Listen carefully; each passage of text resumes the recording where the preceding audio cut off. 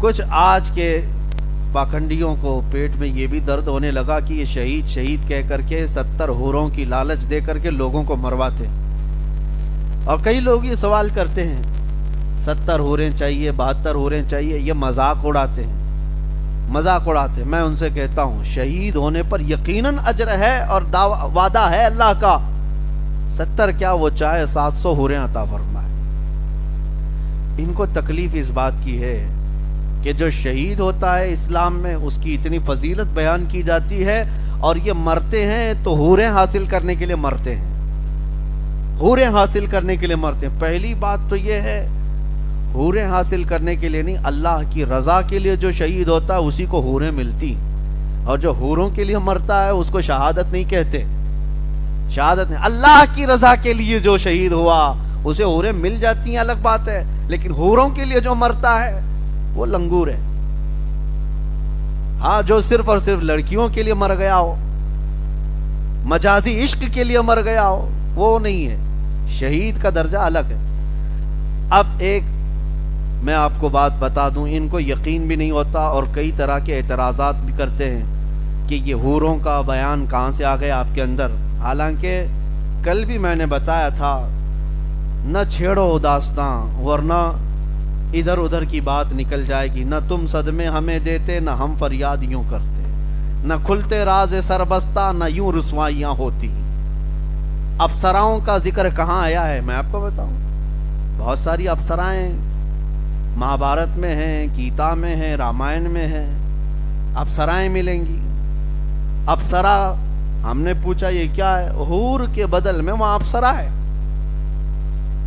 بہرحال کسی کو تکلیف ہے حوروں کے سلسلے میں اور شہید کے معاملے میں، آپ کو تکلیف ہے مت لو حور، جن کو مل رہی ہے ان کو لینے دو، بات سمپل سی ہے۔ ایک صاحب ہم سے پوچھ رہے تھے ہمارے شہر میں کرناٹک میں کہ 72 لے کر کے کیا کریں گے، آپ کو اتنی ساری حوریں دینے کی لالچ کیوں دی گئی ہے؟ میں نے کہا یہ بھی کم ہے، جنتی مرد کی طاقت 100 مردوں سے زیادہ ہوتی ہے۔ جنتی مرد کی طاقت کو اپنی طاقت پر قیاس مت کرو، اللہ کریم جسے جنت عطا کرتا ہے اس کی طاقت دنیا کے انسانوں سے بڑھ کر ہوتی ہے، اور اگر اللہ کریم اپنے رحمت سے اسے حوریں عطا فرماتا ہے تو یہ اس کا فضل ہے، اس کا انعام ہے، اور یہ شہیدوں کے لیے وعدہ ہے، شہیدوں کے لیے وعدہ ہے۔ میرے عزیزو اس طرح کی بہت ساری باتیں آج پھیلائی جا رہی ہیں اور اس کا مذاق اڑایا جا رہا ہے، شہادت کا مذاق اڑایا جاتا ہے، جنت میں جانے کے بعد حوریں ملنے کا مذاق اڑایا جاتا ہے، جبکہ یہ ہمارے دین کے حصوں میں سے ہے۔ یہی بات اگر کوئی دوسرے دھرم کے متعلق کہے تو وہ آتنکوادی ہے، وہ بھڑکاؤ ہے، ہاں وہ پرووک کرتا ہے۔ باقی ہمارے دین پر جتنے اعتراضات کرتے رہے وہ بھی ٹی وی میں بیٹھ کر کے ڈیبیٹ کرتے ہوئے علل اعلان بنیاد اسلام شاعر اسلام پر حملے ہوتے رہتے ہیں۔ بہرحال کسی کے آتنکوادی کہنے یا ٹیررسٹ کہنے یا کسی کے سچا کہنے کی ہمیں سرٹیفکیٹ کی ضرورت نہیں، ہمارا ضمیر پاک ہے، ہم اللہ کے لیے جیتے ہیں اور اللہ کے لیے مریں گے انشاءاللہ۔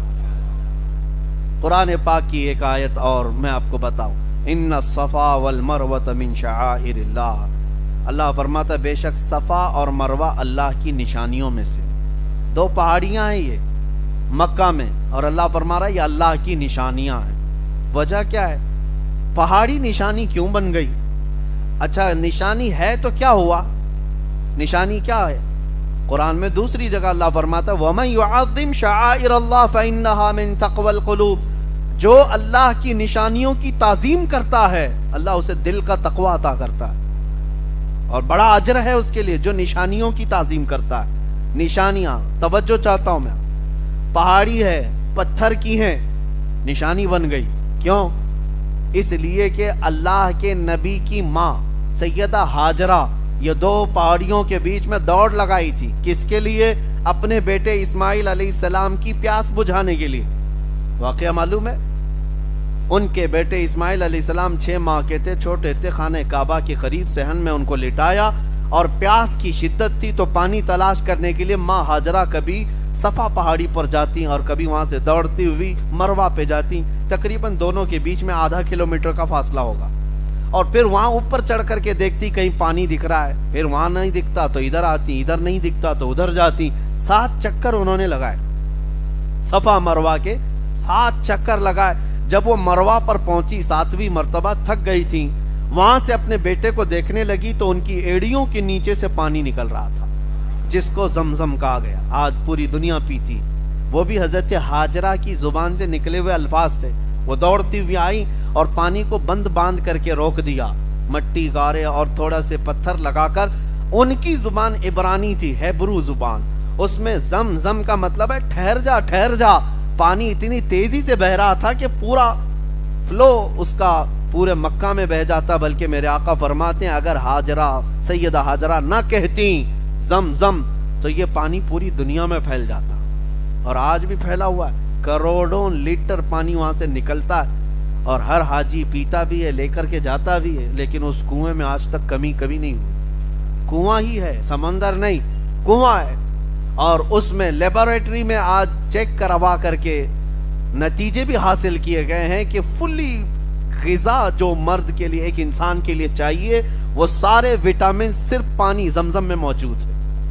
غذائیت بھی ہے، غذا کس کو کہتے ہیں؟ جس سے پیٹ بھر جائے، مزید کسی چیز کی ضرورت نہ پیش آئے، وہ ساری غذائیت سے بھرپور وٹامنز اس کے اندر موجود ہیں زمزم کے اندر۔ بہرحال بات الگ نہ جائے، سیدہ ہاجرہ کے دوڑ لگانے سے یہ دونوں پہاڑیاں کیا بن گئیں؟ نشانیاں، اللہ کی نشانیاں۔ اور حکم کیا؟ اللہ کی نشانیوں کی تعظیم کرنا چاہیے۔ اب سوچو میرے عزیزو، اللہ کے نبی نہیں دوڑ لگائے، اللہ کے نبی کی ماں، عورت تو نبی نہیں ہے، عورت نبی نہیں ولی ہو سکتی ہے، وہ ایک نبی کی بیوی تھی اور ایک نبی کی ماں تھی، اتنی بات تو ہے۔ سیدہ ہاجرہ حضرت ابراہیم علیہ السلام کی بیوی ہے، حضرت اسماعیل علیہ السلام کی ماں ہے، لیکن وہ نبی ہیں کیا؟ نبی نہیں۔ تو ایک ولیہ زوجہ نبی، ام نبی دوڑ لگائے تو وہ پہاڑیاں نشانی بن سکتی ہیں، تو جس جگہ میرے آقا نے خود قدم رکھا وہ کتنی بڑی نشانی ہے۔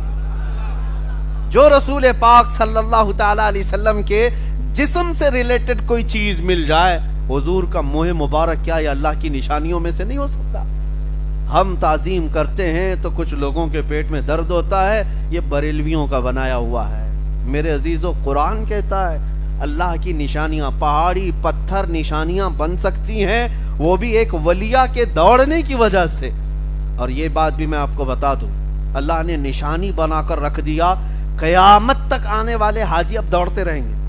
میاں آپ کیوں دوڑ رہے ہیں؟ ابھی آپ عمرہ بھی کریں گے تب بھی دوڑیں گے، حج کریں گے تب بھی دوڑیں گے، صحیح میں دوڑنا ہی۔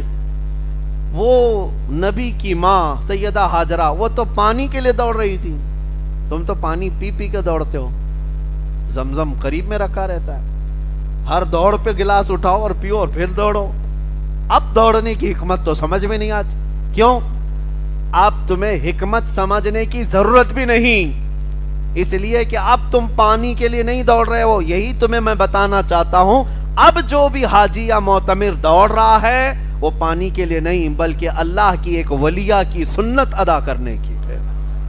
ہمارے بزرگوں کے طریقوں کو زندہ رکھنا یہی ہمارا دین ہے، یہ ہمارا دین ہے۔